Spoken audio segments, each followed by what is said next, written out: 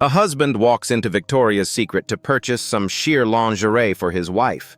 He is shown several possibilities that range from $250 to $500 in price. The more sheer, the higher the price. He opts for the sheerest item, pays the $500, and takes the lingerie home. He presents it to his wife and asks her to go upstairs, put it on, and model it for him.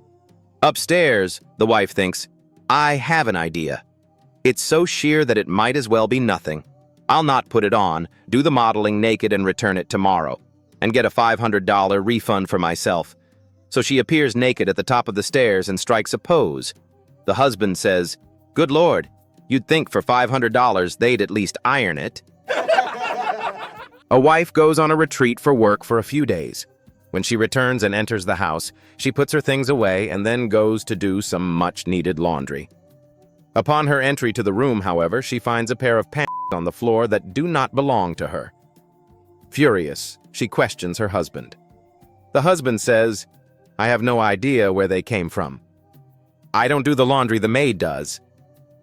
The wife calms down and says, Oh, so maybe these belong to the maid.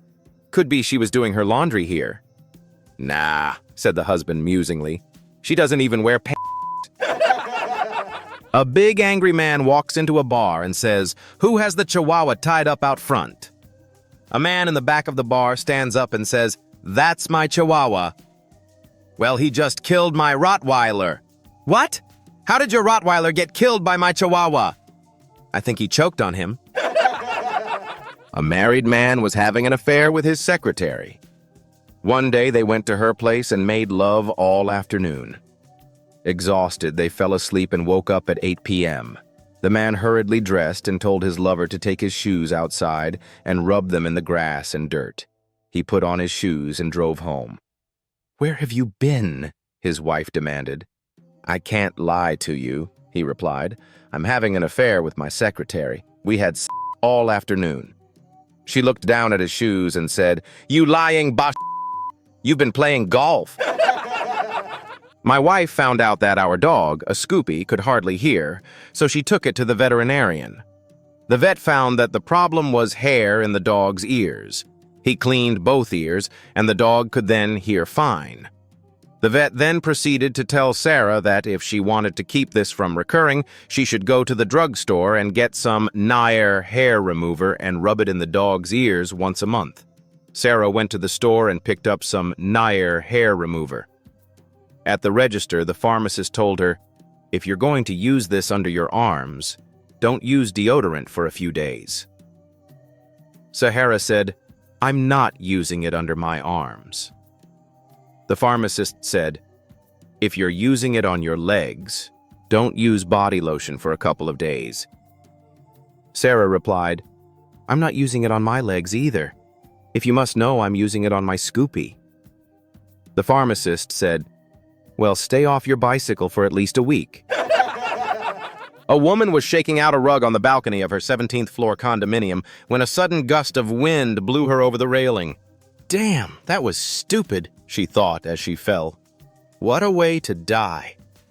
As she passed the 14th floor, a man standing at his railing caught her in his arms. While she looked at him in disbelieving gratitude, he asked, Do you No! She shrieked, aghast. So, he dropped her. As she passed the 12th floor, another man reached out and caught her. Do you he asked. Of course not, she exclaimed before she could stop herself. He dropped her too. The poor woman prayed to God for one more chance. As luck would have it, she was caught a third time by a man on the 8th floor. I screwed, she screamed in panic. I went to a chemist's store and asked to talk to a male pharmacist. The woman I spoke to said she was the only pharmacist, and since she and her sister owned the store, there were no male employees. She asked if she could help me. I said that I really would have preferred to speak with a male pharmacist. She assured me that she was completely professional, and whatever it was that I needed to discuss, I could be confident that she would treat me with a high level of professionalism. I reluctantly agreed and began by saying, As a shy man, this is tough for me to discuss, but here goes. I get erections every day that last more than 4 hours. This condition causes me a lot of problems and severe embarrassment. I was wondering what you could give me for it." The pharmacist said, "Just a minute, I'll talk to my sister." When she returned, she said, "We discussed it at length, and this is the absolute best we can do. 1/3 ownership in the store, a company car, a furnished house, a king-size bed, and £3,000 a month as living expenses." Bob was driving down a street and in a sweat because he had an important meeting and couldn't find a parking place. Looking up towards heaven, he said, "Lord, have pity on me. If you find me a parking place, I shall attend Sunday Mass every Sunday for the rest of my life. I shall also give up indulging on whiskey and beer." Miraculously, a parking space appeared. Bob looked up once again and said, "Never mind, I found one." Bubba's driving along the highway one evening when all of a sudden nature calls. He sees a little bar up the way and he pulls into the parking lot. When he gets inside, he finds the place is packed. The bar is crowded with people trying to get drinks. Ladies are dancing on the tables and there's hardly standing room anywhere. Bubba scans the place a couple of times to find the restrooms, but to no avail. Finally, he spots a small stairway and scrambles up. When he gets to the top, he discovers that all the doors are locked. All but one. When he opens the door, all he sees is a big hole in the floor. Desperate, he drops his pants and dumps the biggest load he's ever had right there in the hole. Relieved, he calmly walks down the stairs. The once crowded bar room is completely empty. Not a soul was in sight. Slowly, a bartender rises from behind the bar. "What happened?" says Bubba. The bartender responds, "Where were you when the shit hit the fan?" Many years ago, during my married days, I accidentally overturned my golf cart. Elizabeth, a very attractive and keen golfer who lived in a villa on the golf course, heard the noise and called out, "Are you okay? What's your name?" "It's John, and I'm okay, thanks," I replied as I pulled myself out of the twisted cart. "John," she said, firm, loose breasts undulating beneath her white, silky robe. "Forget your troubles. Come to my villa, rest a while, and I'll help you get the cart up later." "That's mighty nice of you," I answered, "but I don't think my wife would like it." "Oh, come on now," Elizabeth insisted. She was so very pretty, very, very sexy, and very persuasive. I was weak. "Well, okay," I finally agreed, but thought to myself, my wife won't like it. After a couple of restorative scotch and waters, I thanked Elizabeth. I feel a lot better now, but I know my wife is going to be really upset, so I'd best go now.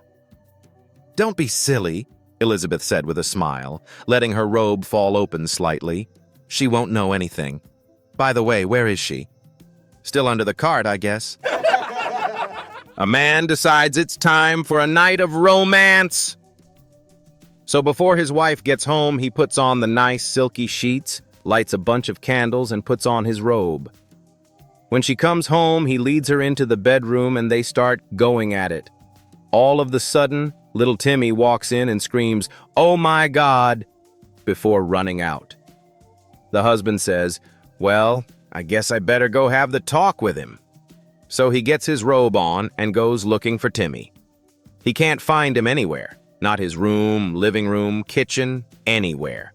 So he goes into Grandma's room to see if she'd seen him, and when he opens the door, he sees little Timmy has Grandma bent over the bed, polka dot moo-moo over her head, and he's just giving her the business. The dad screams, "Timmy, what the fuck?" Timmy turns around and says, "It's not so funny when it's your mom, is it?" A chicken farmer and his son went out to gather eggs one morning. They went in the hen house but couldn't find a single egg. As they left the hen house, they saw several sets of footprints leading away from the roost. Following them up and over a hill, they found an abandoned campsite with a still smoldering fire. Next to the fire was an old pot and a worn ladle. Beside the pot lay a heaping pile of broken eggshells. The father knelt down next to the pot and dipped in the ladle and pulled it out to examine its contents. It was full of water, swirling with white, silky strands. Seeing this, The farmer's face contorted with rage. "What is it, Pa?" the boy asked anxiously. The farmer took a long sigh, then with a hard voice said, "Boy, best fetch me my rifle, those damn poachers are back." I called my parents the other day, just a regular check-in. But instead of my mom picking up, I got this wild voicemail. "Hello, you've reached the Grandparents Command Center. We're either not home or pretending not to be. Please listen carefully. Our patience has limits." The message continued. "If you're one of our children and need something, press 1 to be sorted by birth order. Need babysitting? Press 2. Want to borrow the car? Press 3. Laundry or ironing? Press 4. Dropping off the grandkids overnight? Press 5. School pickups? Press 6. Sunday dinner or food delivery? Press 7. Planning to eat here? Press 8. Need money? Press 9. Then it said, "But if you're calling to invite us out to dinner, a movie, or anywhere fun, please stay on the line. We are very available." B. Then my mom's voice whispered sweetly, "Just kidding. Kinder. Leave a message." It's been 3 days. I still haven't left a message.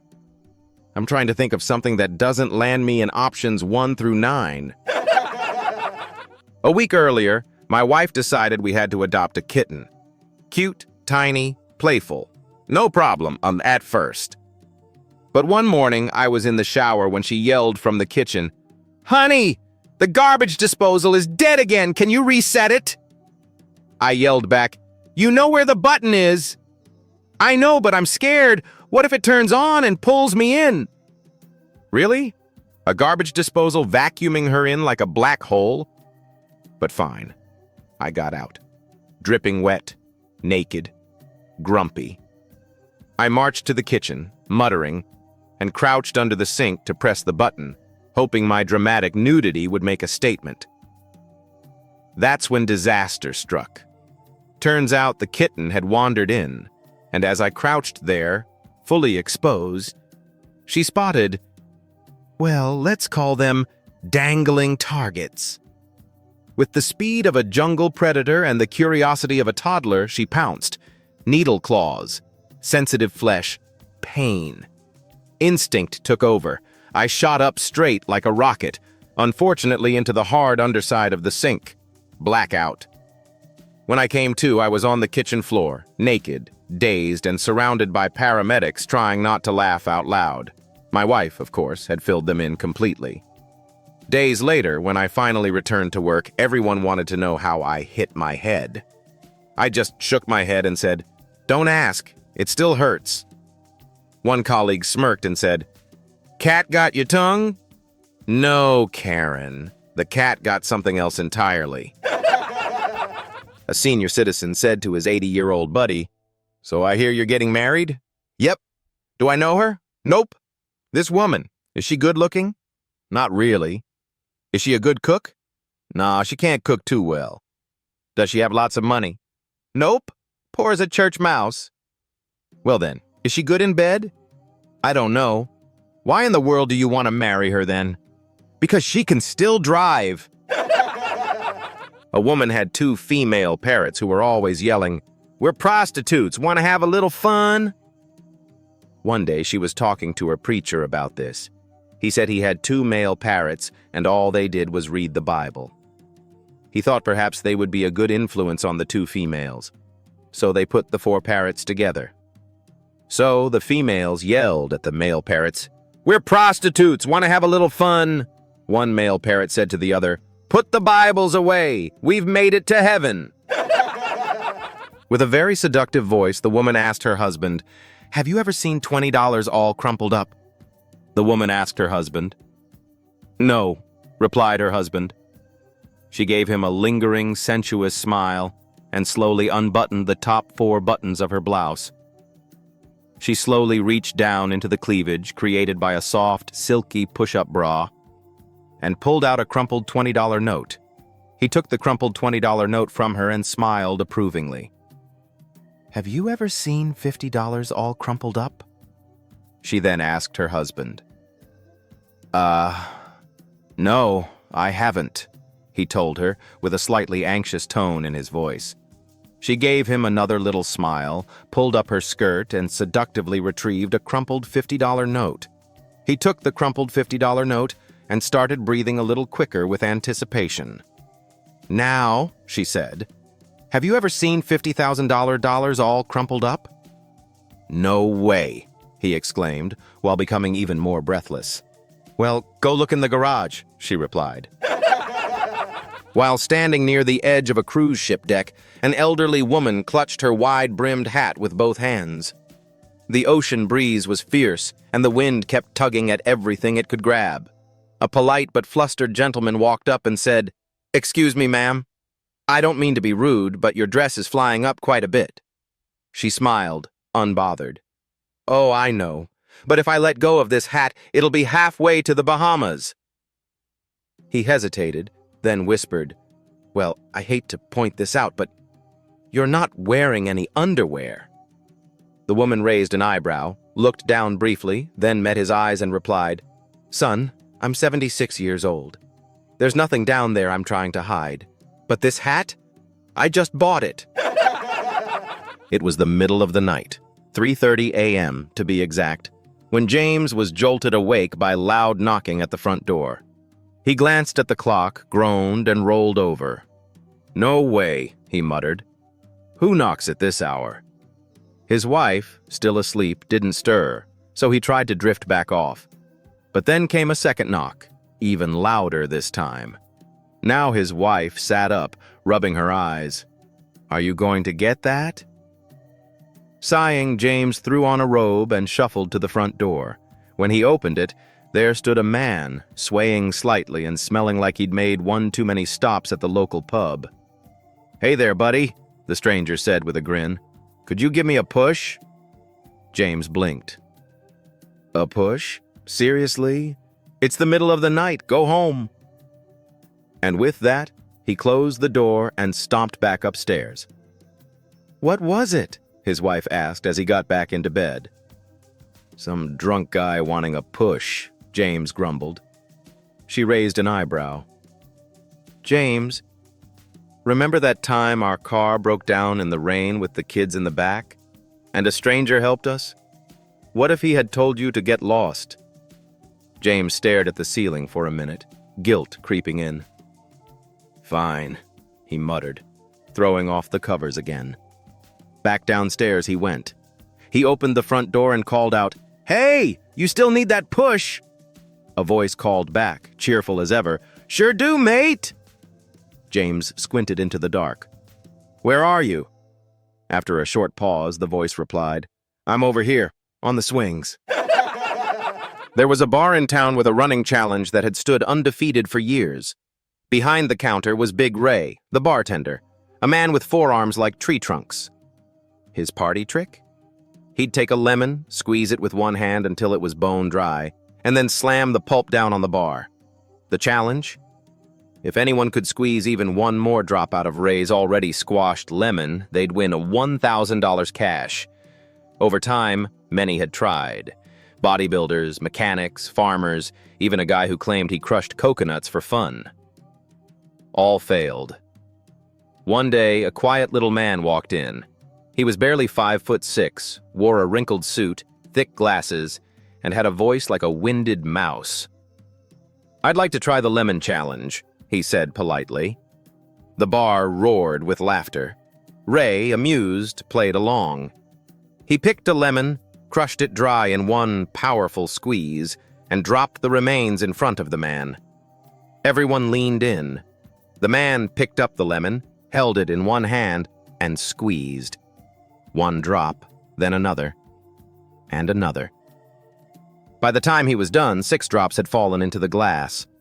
The bar went silent, then erupted in cheers. Ray handed over the envelope of cash and asked, still stunned, "What do you do, man? Some kind of secret agent? A martial arts master?" The little man smiled and replied, "Nope, I work for the tax office." Rick had been feeling a little guilty, so he decided to stop by the church and make a confession. "Forgive me, Father," he said.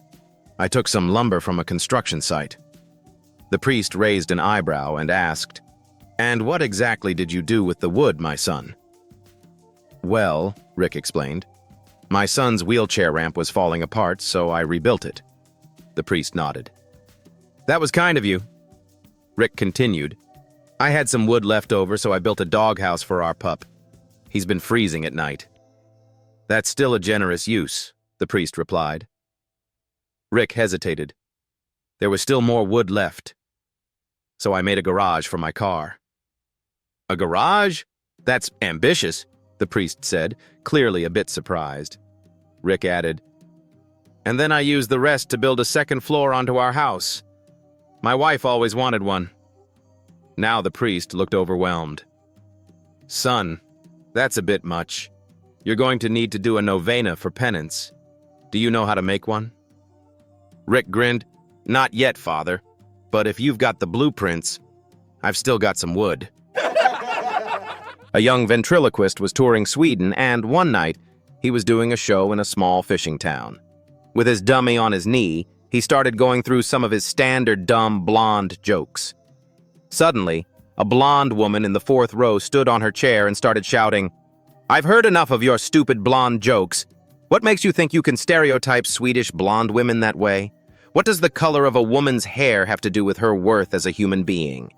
It's men like you who keep women like me from being respected at work and in the community, and from reaching our full potential as people. It's people like you who make others think that all blondes are dumb. You and your kind continue to perpetuate discrimination against not only blondes, but women in general, pathetically, all in the name of humor."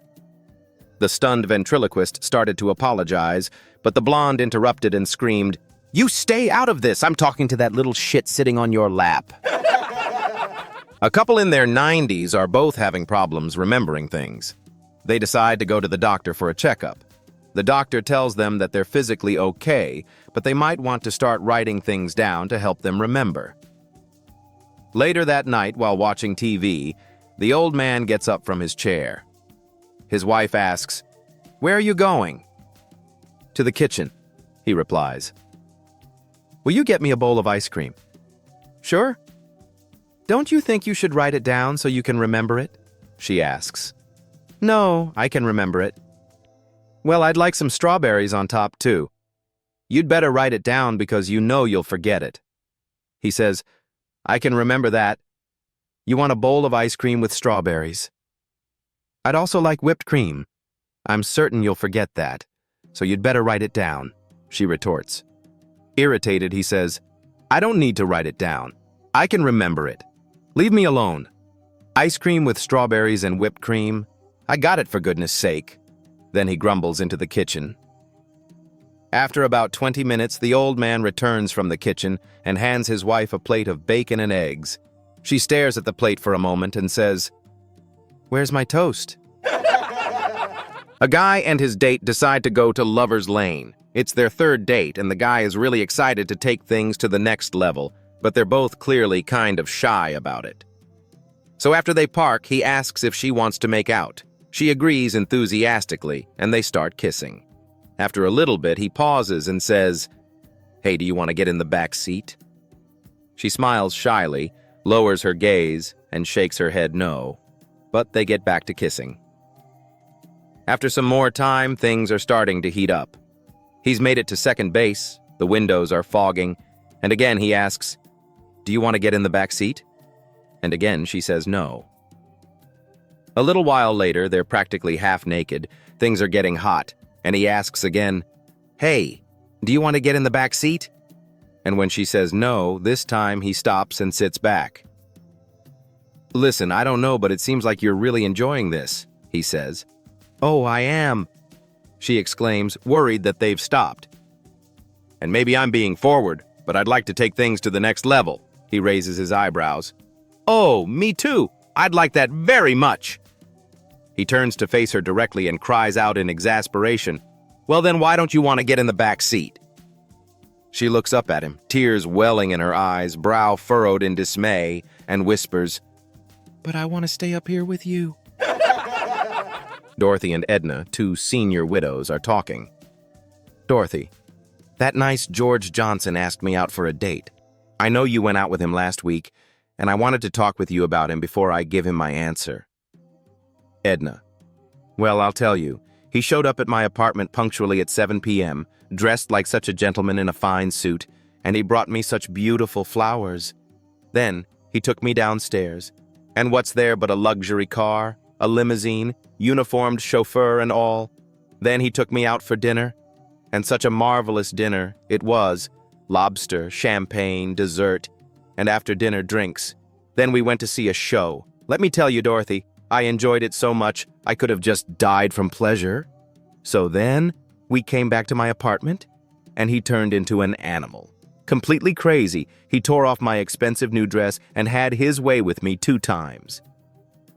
Dorothy, goodness gracious. So, you are telling me I shouldn't go out with him? Edna, no, I'm just saying, wear an old dress. Andy wakes up at home with a huge hangover.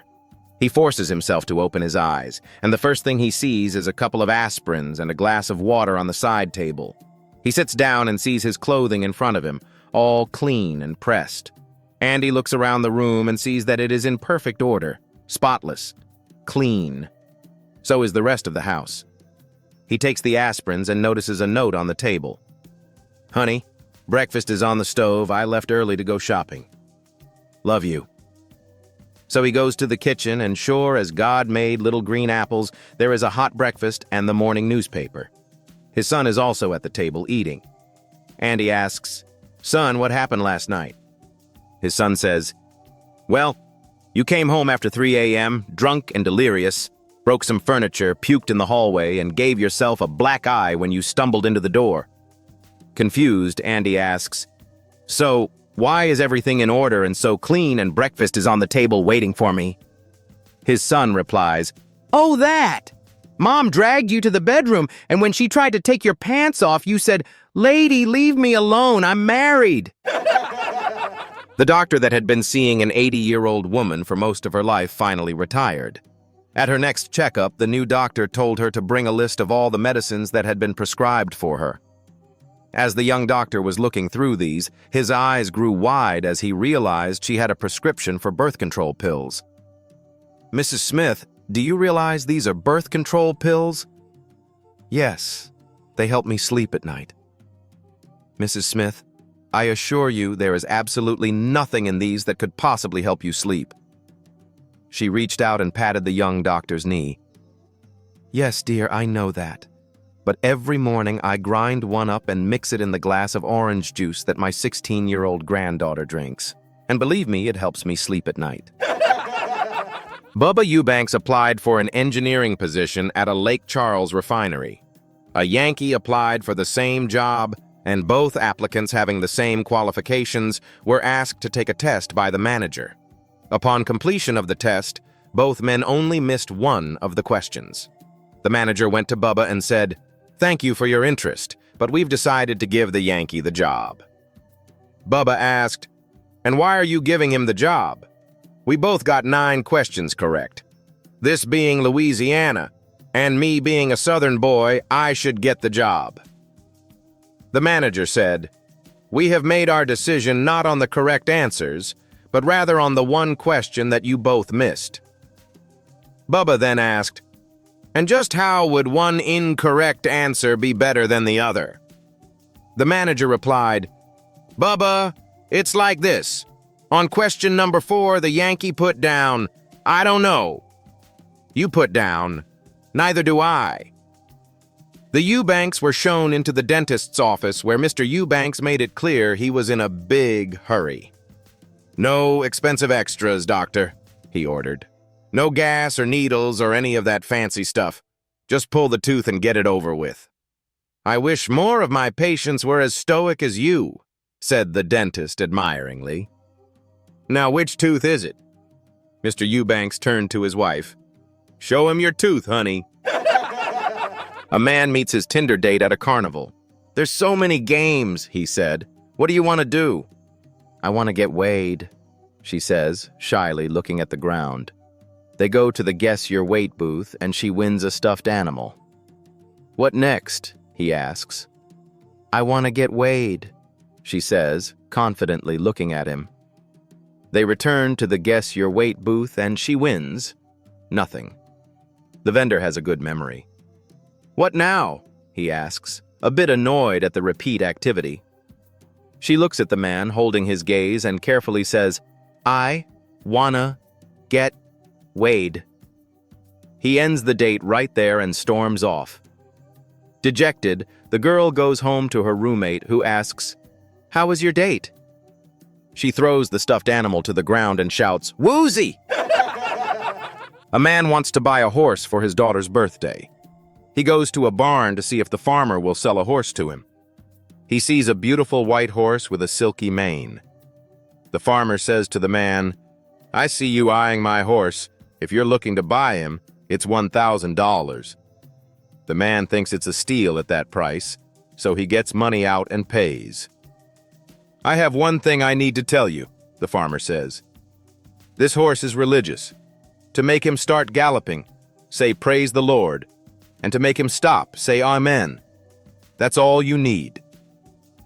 The man agrees, pays, and gets on the horse. He thinks, what was it again? Thank God? No. Praise the Lord? The horse takes off. As he's riding, he is having the time of his life, but his enjoyment is cut short when he sees the horse running to a cliff. Oh no, what was it again? The man is desperate as he tries to remember. Stop! Wait, no, amen. The horse stops dead in its tracks right at the cliff's edge. The man is relieved. He wipes the sweat off his forehead and subconsciously says under his breath, "Phew, praise the Lord." It was 3 o'clock in the morning, and the receptionist at a swanky hotel was just beginning to nod off when a little old lady came dashing towards her, yelling, "Please, come quickly! I just saw a naked man outside my window." Startled, the receptionist immediately rushed to the old lady's room. "Where is he?" she asked, trying to keep her voice calm. "Over there," the woman replied, pointing to an apartment building across from the hotel. The receptionist peered over and spotted a man in his apartment, shirtless, moving around as if getting ready for bed. "It's probably just someone getting ready to turn in," she said, trying to reassure the woman. "Besides, you can only see him from the waist up. How do you even know he's naked?" The old lady looked at her with wide eyes and exclaimed, "The dresser, honey. Try standing on the dresser." A husband, who happens to be a doctor, and his wife are in the middle of a heated argument at the breakfast table. In a huff, he stands up, points his finger, and snaps, "And for the record, you're no good in bed either," before storming out of the house. After cooling down, he realizes he may have gone too far. Feeling guilty, he decides to call her to apologize. After several rings, she finally picks up. Impatiently, he asks, "What took you so long to answer?" With a calm tone, she replies, "I was in bed." "In bed? At this hour? Doing what?" "Getting a second opinion,"